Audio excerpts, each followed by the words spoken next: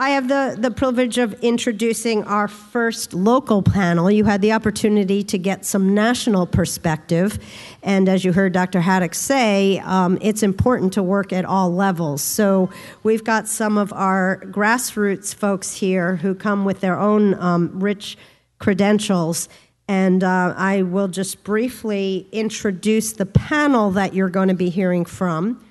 And then the speaker who is stepping in for Mr. Dimick, who is our scheduled speaker who was unable to be here today. So we have, first of all, the person who jumped up and helped with the Q&A is a fixture in the world of community health initiatives. Joel Derringer is from Derringer and Associates, and he has done an awful lot of work on social norms and changing policies, and has worked in the past for the Cal Endowment and the California Rural Legal Association. He has his master's in public health from the second best public health school in the nation, Harvard. I went to Hopkins. They have a little thing going there on the East Coast. But we like him anyway. And okay, next to Joel, who'll be moderating the panel, is... I've got all these, I know who she is, but I'm looking for a little bio that Kathleen handed me. Sorry for the fuss and muss. Jenna Smith is the executive director of the Central Coast Ag Network, or CCAN, which works to support sustainable local and regional food systems. She has her master's degree in natural resources and sustainable development, also from the East Coast, Washington, D.C., and has worked in Costa Rica and conducting research. So that's all I will say about Jenna. You can talk to all of these folks in greater depth after their presentations. And we also have with us Carl Hansen, who is the executive director of our local food bank. He has experience in private business prior to coming to the nonprofit sector. His calm demeanor perhaps comes from his having been an Episcopal priest in a past life, and having chaplained at our county jail and California Men's Colony, the things you learn about people when you get this job. Now, as I mentioned, is the executive director of the food bank, and if you haven't seen the report, I'm sure it'll be referenced, but they have food bank and a coalition of folks, and Joel as well, worked on a report called Paradox of Plenty, and you'll hear more about that, I presume. And lastly, our wonderful Hunter Francis, who has agreed to step in as the speaker for, in lieu of Mr. Dimick, is from the Center for Sustainability in the College of Food, Ag, and Environmental Sciences, otherwise known as CAFES, at Cal Poly, where he is on faculty, and is also a board director of the Central Coast Ag Network, and is a part-time lecturer. That's why he's able to step in. He's got some skill in public speaking, and we really appreciate your willingness to do this on a moment's notice. So with that, I'll turn it over to you.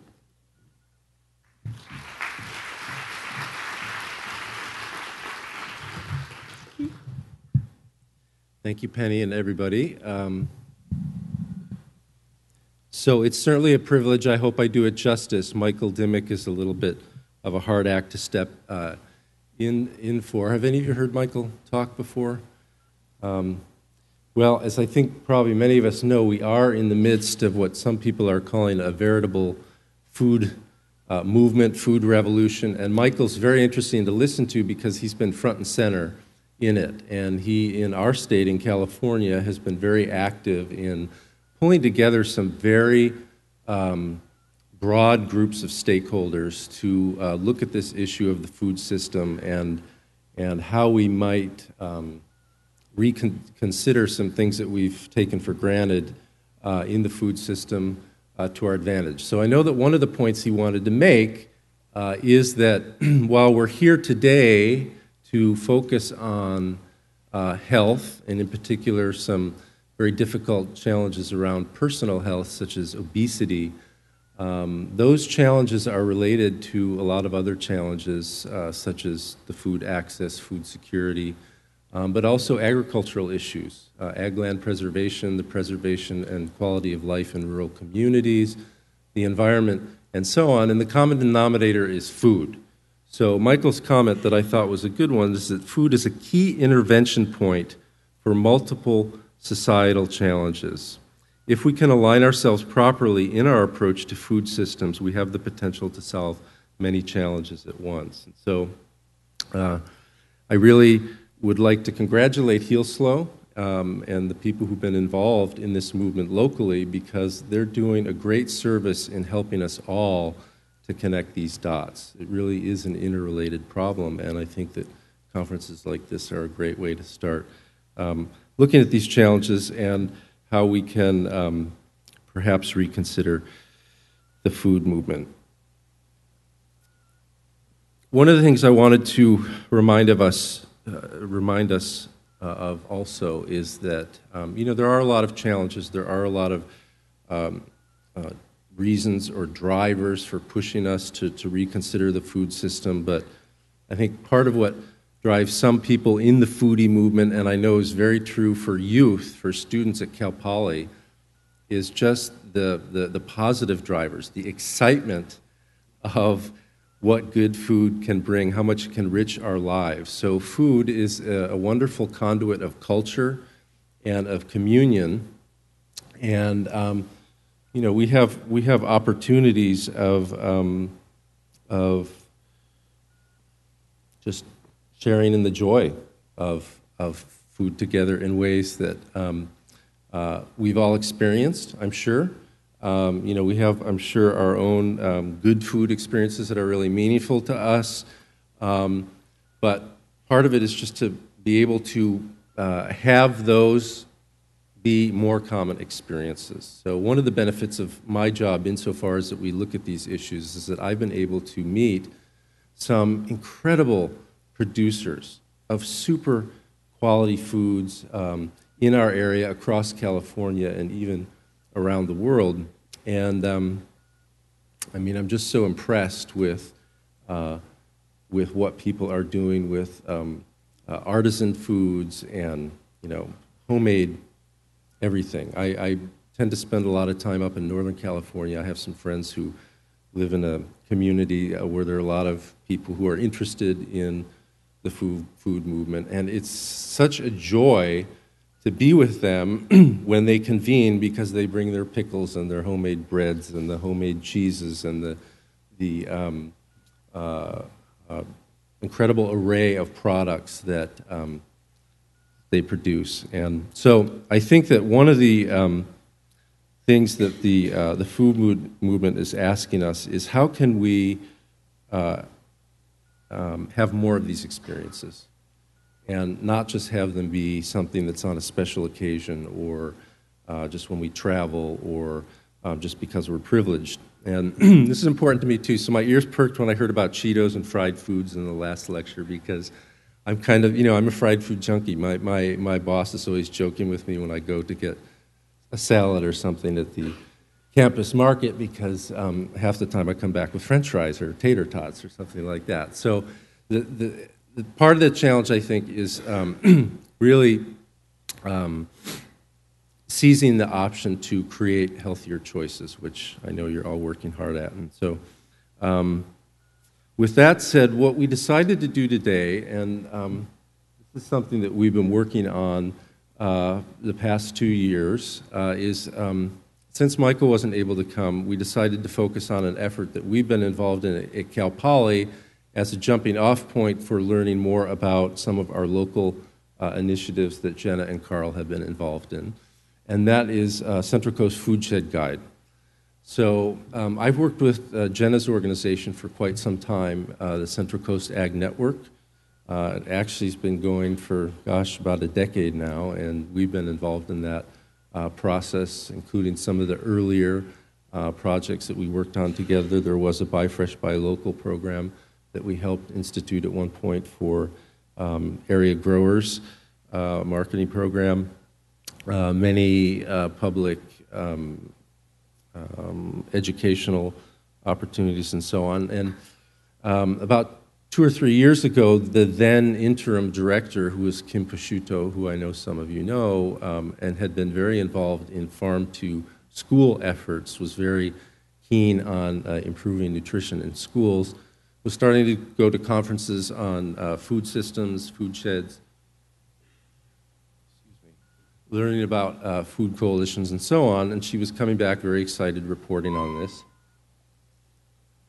and talking about possibilities in our county that we should maybe start looking at. And she also had been networking quite a bit with people in the community who were interested in these areas. And so, long story short, what we decided to do was to create a guide that would help articulate some of the basic concepts of the food shed movement, the food movement, and also list some of the key players as sort of a resource or an index. So we gave Kim a small mini grant to put this together, and it is available on our website, but it's a little dated now because that was in 2010 when she did it. Also, Kim is a lawyer, so it was pretty dense. It was 30 pages. And what we decided recently, we had an AmeriCorps volunteer last year who was a recent Cal Poly graduate and was very excited about the food movement and her experience on the Cal Poly organic farm that she had had when she was a student. And so we decided to revise the Food Shed Guide, make it a little more user-friendly, put some more graphics in it, kind of pare it down. And so we are still working on that with a new set of student interns, but what we wanted to do now is just kind of give you an introduction to what we're having. This is a sneak preview. It will be available on the web later this year, hopefully by the new year.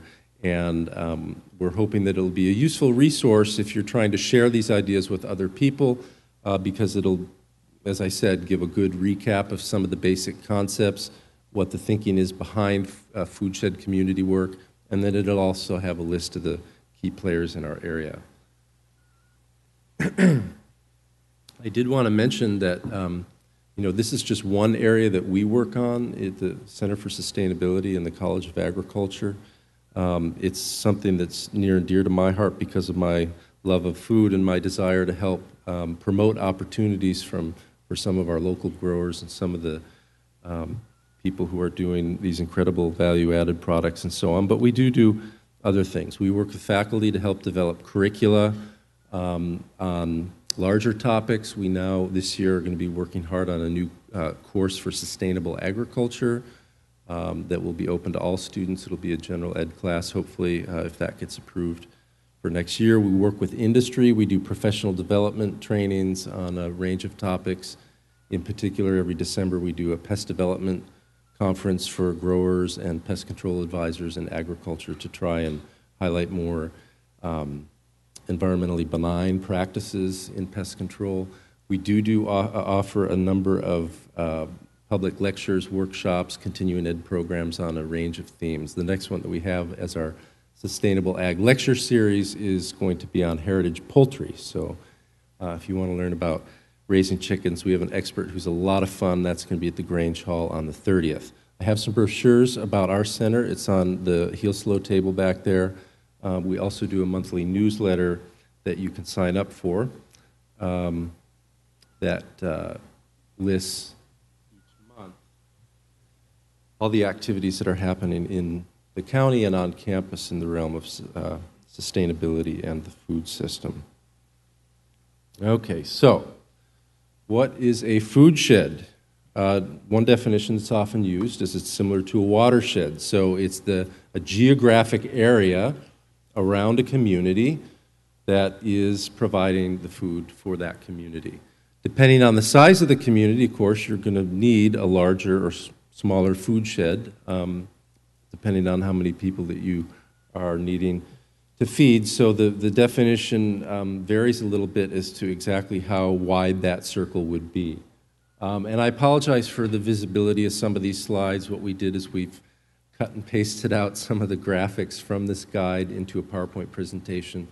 But I think this will probably be available on the Heel Slow website. So The tiers graphic, the little bullseye thing, is just kind of visualizing a concentric model for thinking about different levels of the food shed, with the home and neighborhood being at the core, and then one step out being kind of direct-to-consumer programs, say such as CSAs, which are community-supported ag programs, where the consumer is in direct relationship with the farmer, then wider strategic or regional partnerships, and then you have the large volume food industry, and final, the global ag sector. So one thing that I like to point out too is that the way I see it is, this movement towards local and supporting regional food sheds is just one part of a wider picture. One of Michael Dimick's colleagues has talked about the idea of these local and regional food systems as being nestled in the global food economy. I don't see it really as an either-or thing. We have both, we're going to have both, and I think visionary people on both sides, in other words, people who are trying to develop small-scale regional food operations, see an opportunity there that they're trying to seize, but I think even large players in the global food system are also seeing opportunity, trying to take advantage of people's interest in this, and also realizing that some of the resources and the infrastructure that have made their companies such a success over the past century are not necessarily to be taken for granted, and so they're thinking strategically about how they can invest in those things and make sure that that they are sustainable in the long term too. What is the food system? So the wider definition is very inclusive, and it includes not only the people who are producing the food, the farmers and gardeners, ranchers, and so on, but the people who process them and distribute them, retail them, and then ultimately us. Have any of you heard of the slow food movement? So Carlo Petrini in Italy, who started this movement for slow food as an antidote to fast food. He started it, I think it was in 1989, when McDonald's built a franchise in the Spanish Steps of Rome. Was trying to promote the idea of this culture of food and encouraging people to spend time at the table and to know more where their food comes from. So he had a term for consumers as co-producers, because it is the choices of consumers that in part dictate what producers are going to produce. We're all a part of this food system in this conception. What is a sustainable food system? I think probably everyone here has heard of the triple bottom line, or this idea of threefolding in sustainability, or the three-legged stool sometimes referred to.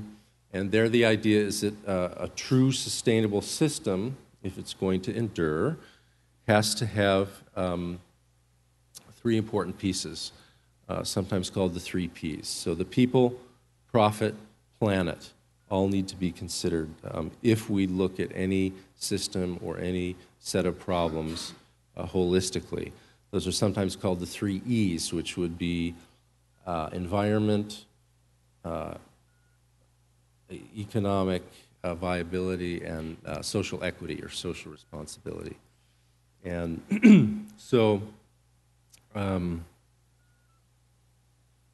what this helps us do is consider the full context of our actions and try to get out of a tunnel vision. So if you can look at any one of these parameters, and it might look good in that particular category or in that leg, but it may be having negative consequences in the other. So a business could be very profitable in the short term, but if it's having a really negative environmental or social consequence, then there are costs to it. And on the other hand, we want to protect the environment, but if there's an incredible cost there and makes it impossible for people to make a living within that system, then that's not something that's going to work in the long run either. So it's something that we're very involved in, and also more and more with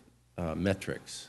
So a lot of companies now are developing sets of metrics that kind of highlight key things to be looking for in each one of these realms. I think you're going to be seeing more of that. As consumers, we're probably all pretty familiar with organic, which is now a certification standard that is under USDA. But there are other metrics being developed. As a matter of fact, there's a new national standard for sustainable agriculture that is going to be launched this spring. The draft is currently on the website. That interestingly looks at some things that go wider than just organic. So it doesn't just look at production practices, but it looks at labor practices. It looks at energy profiles of companies in the production and processing sector.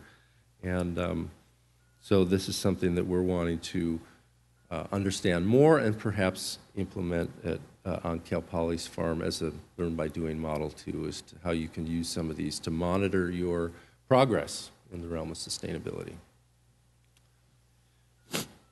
The value chain, in a way, runs parallel to the supply chain in getting food and consumer goods to us. It follows a pathway that involves many hands, and so along each step of the way, there may be value that's added to a product. And this is a wider conception of the value chain that is really taking into consideration a wider set of values as criteria. In other words, not just the economic value of that good or of that food product, but what's happening along the step of the way in regards to the triple bottom line that I just mentioned. So here, some of the characteristics, or how would you say, some of the criteria that are listed in the social thing that we would think about are public health, community effects, affordable food, social justice, and so on. In the ecological, the effect on land, air, water, energy, and then in the economic, the things that we'd normally think of in the supply chain in terms of how a certain action or behavior is affecting producers, buyers, retailers, and so on. Food security, I think, is something that Carl's going to talk quite a bit about. We did receive a grant a couple of years ago that he has been lead on and has resulted in the establishment of a food system coalition that many of us in Hillslow are a part of. And but this is something that is often thought about in food systems work, is how can we make sure that people at all times do have access to sufficient, safe, and nutritious food to maintain an active lifestyle. And there are different measures of food security that Carl, I'm sure, will mention too. So beyond just our local food system, there's this idea of regional food hubs. And the hub is a wider network of the movement of foods that are produced in that region, and it can also be they can be connections between food sheds. So, for example, if you have a large metropolitan area like Los Angeles or San Francisco, that has its own particular food shed that could be fairly large in and of itself, but there's a movement sometimes to connect relating hubs kind of as spokes. So in both of those cases, we could be one because we have a lot of agricultural resources, quite a bit of ag production. We could be a part of that wider food hub. In kind of developing the arrangements within those hubs, one of the things that I think is important, and I liked Ann's comment about how some of these collaborative efforts in food systems movements can kind of be equalizers in the sense that they bring a big set of stakeholders to the table, a big cross-section of stakeholders, is that there's an elevation of the producer. You know, that the farmer or the producer is not just an expendable supplier that can be replaced with another, but that person is also a part of the planning and trying to make sure that that they can participate in an economically viable way in the relationship that is serving that hub. There are sometimes opportunities for technical assistance, not just for growers, but for people all along the supply chain that are being developed with these hubs. And a key to their success, too, is the ability to differentiate products. So this is important to consumers who are wanting to support efforts like these is, well, how do I know that that product that I'm consuming is a part of it? So here in the fourth bullet, it lists a couple ways that you can do that. One of them is identity preservation. Sometimes that is related to what are called source origin or place-based labels, such as the Buy Fresh, Buy Local label, so that there are now many areas that have an identity for the foods that are grown in their area. Could be group branding, which is similar, or sustainable production practices, organic, fair trade, and so on, that have third-party certifiers. Interestingly, we here in our county, I'm sure a lot of you have heard of the Central Coast Vineyard Team, have a sustainability certification program for wine grape growers that's called SIP, Sustainability in Practice. And the wine grape growers have provided a lot of leadership in how sustainability can be measured and kept track of in agricultural production. So these are very hard to see, but there are a couple different terms here that relate to different collaboration models. We've heard several of them mentioned already. Food policy councils on the left, rural roundtables at the top, food systems coalitions, food commons. So these have slightly different meanings, but they're also somewhat flexible in terms of how people arrange them, also what stimulates or motivates them being developed. Sometimes they're more grassroots, sometimes they come down more from a top-down mandate. One thing that Michael likes to talk about a lot, and this is kind of reflected in the top circle, the urban-rural roundtable. He's done a lot of that work, and he talks about this new urban-rural contract. And the idea there is that if we want to preserve our agricultural resources and we want to have farmers kind of reflect some of the values that maybe urban consumers have about food production, we need to create relationships that are supportive of changes that might need to be made. And so that type of work is trying to create dialogues between people in the cities who are big blocks of consumers and people in rural areas who are producing a lot of the food for them.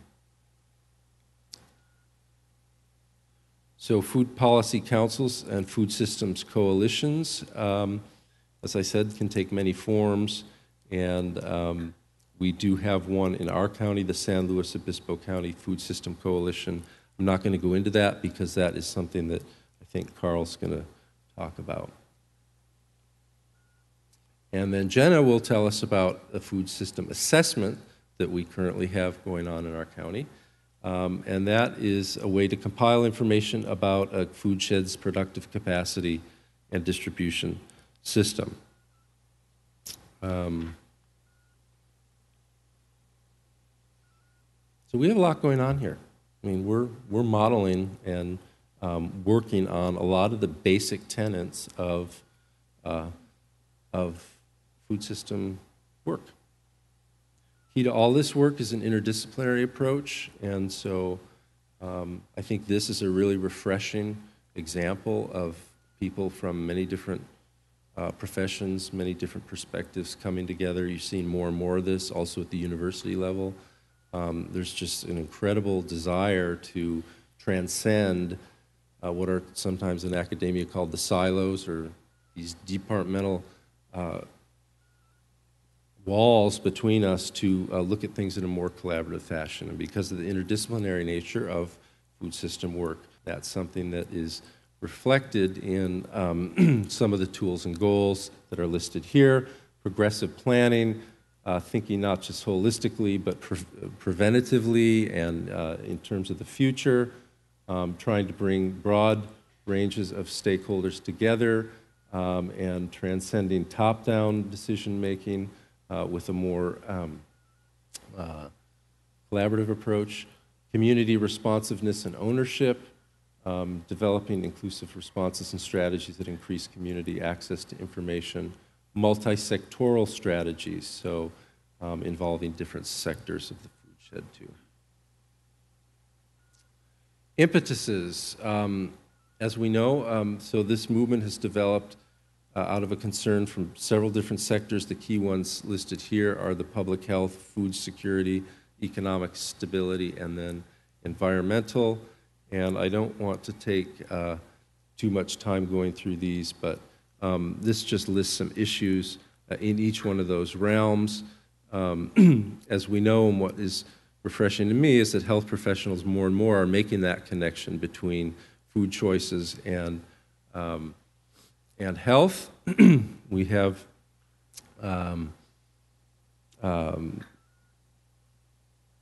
many links being made to, as you all know better than I do, to food choices. So that can manifest in cancer, obesity, and great cost in taking care of these problems.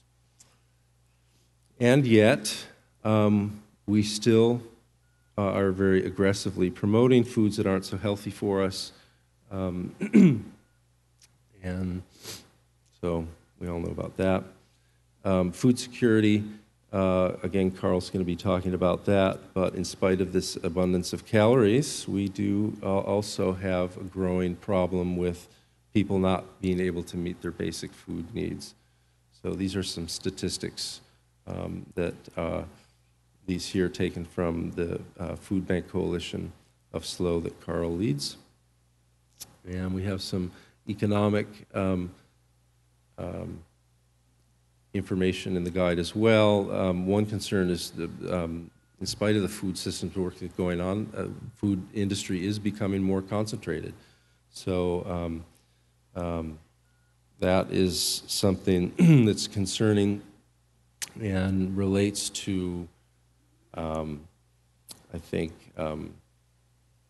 relates to the, I've been thinking a lot about diversity lately, and in my work at Cal Poly, what I'm coming to realize is that in any sustainable system, one of the keys to resilience is diversity. I come from a soils background. That was what I went to Cal Poly for, and one of the worst things that you can say to a soil scientist is dirt, because the soil scientists realize that there's a whole web of life underneath the surface of the soil. There's a whole matrix of interactions. And one of the things that makes soil ecology strong is when you have a very wide profile of many different little organisms filling many different niches. So in any system, whether it's economic, social, or natural, when you have just a couple pillars who are filling any particular function, that web is not as strong, because if one makes bad choices or if one gets knocked out, then it's harder for that system to recover. So in the cereal market, and also I think in the meat market, or the meat production industry, I think the statistic is about the same. You just have 4 or 5 companies controlling the whole thing. So anyway, a few more statistics. These are the types of things that you would find in the Food Shed Guide.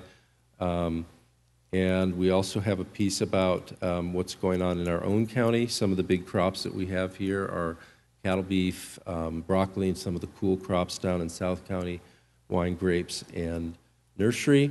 And then finally, we have a list of local initiatives, and for each one of these, we have a little paragraph about what that organization does with the website and or contact information where you can find out more about them. So with that, that is our Food Shed Guide, and I would invite you to check it out. As I said, hopefully at the end of the year that will be up and will be a resource available free to the community. Last thing I wanted to mention, and this was what my original task was to announce the adoption of a buy local policy by San Luis Obispo County. And that was inspired by the simple idea that if public access to fresh, healthy, local foods were to increase significantly, a likely outcome would be greater consumption of those foods and a decreased reliance on less healthy processed foods. So fundamentally, our group, part of Heal Slow, believed that if we could help increase the availability of local foods, it would bring tangible health benefits to the public at large. Fortunately, we're not alone in this. There are many people, many groups across the country who have developed buy local and food policy models. So drawing from them, last spring, we crafted our own buy local policy. We vetted it widely, and in July, that policy was approved by the County Board of Supervisors. While our primary motivation was health, we gave a number of other reasons as to why this policy should be adopted, some which were mentioned in the Food Shed Guide, but the idea that buy local policies will help stimulate local economies. They will help keep agricultural economies more viable, thus potentially helping to preserve ag land. They can create new food industry jobs. And with decreased distance, of course, that can translate to the improved freshness and quality that we're all after. So the way that the buy local policy works in our county is we identified 3 tiers with the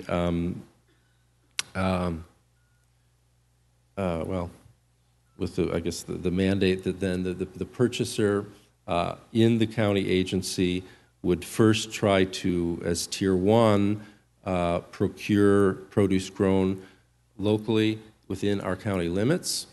If that is not possible, then to move to 2-tier, which would be San Luis Obispo County or the 5 neighboring counties around us, and then tier 3, if it's not possible to get it right from the Central Coast area, would be from somewhere in California. If a food choice were not available from California, then the purchaser is free to source from any vendor. We believe the adoption of the slow buy local policy is an important step to a healthier community. It's not a huge step in itself, and in many ways it's symbolic because the county does very little food purchasing. But it is important because its affirmation is a vote of support that is making it easier to expand the policy. Just this month, both the cities of San Luis Obispo and Arroyo Grande passed proclamations supporting the county policy. Our goal is to get similar support from all cities in the county. This, in turn, we hope, will make it easier when the real work begins of advocating for the adoption of buy local policies in public institutions that do purchase large quantities of food, such as schools and hospitals. And as Ann mentioned earlier, those institutions, when purchasing local food, can be a big driver in food system changes. So that's something that we're moving towards.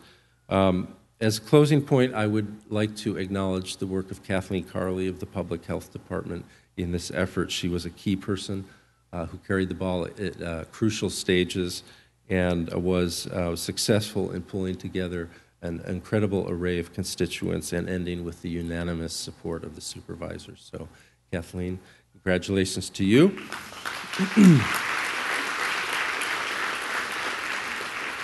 And with that, I thank you. Okay.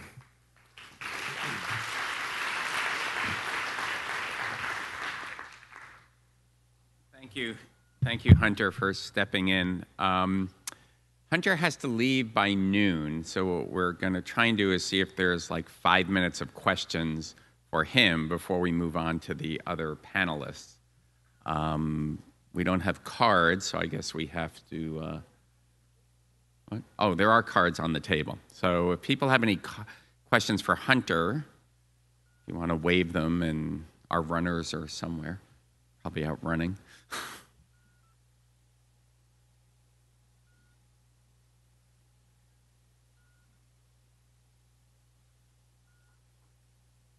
And one of the reasons for having cards is to encourage those who may be afraid to actually stand up and speak, to ask questions. There's a corollary to that, which you may figure out, that those who like to speak, we want them to get to the question.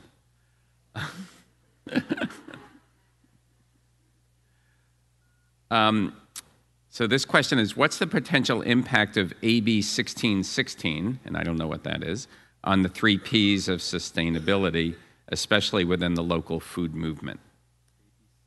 AB 1616. Whoever wrote it has to tell us what it is. California Homemade Food Act. You'll have to stand up. So the Homemade Food Act, allowing people to make food in small quantities and kind of obviate some of the standard food safety measures, I think is, personally, I mean, I'm very much in favor of that, because as you can tell, I am someone who appreciates a lot of those artisan crafted foods that sometimes are difficult for people to make available to the public because they are small and they don't have the resources to go through, creating a food processing kitchen or things like that. So that's something I feel comfortable with and definitely would support and think it could help our food system efforts. One of the questions has to do with more and more farmers going out of business due to government regulations. How will this impact California's food shed and their ability to meet the food needs of Americans? I think a lot of people from different perspectives, different walks of life recognize that something needs to be done to streamline regulations. It's certainly something that's very frustrating for farmers. And in learning more about it myself, realizing that there are a lot of good-intentioned regulations coming from different agencies, but it does require a lot of work for the person, the producer who's trying to comply with them to make sure that they're doing that. And in some cases, there are issues, I think, of people having to, there's the problem of overlap of regulations, too, that can be difficult for people. So I think that, this is, again, a balance that's going to have to be struck, but I think that there are conversations that are coming in terms of how can we meet the objectives of the regulations, especially in the terms of the protection of our environment, and how can we support producers in meeting those needs, but without the huge burden of regulation that they have now.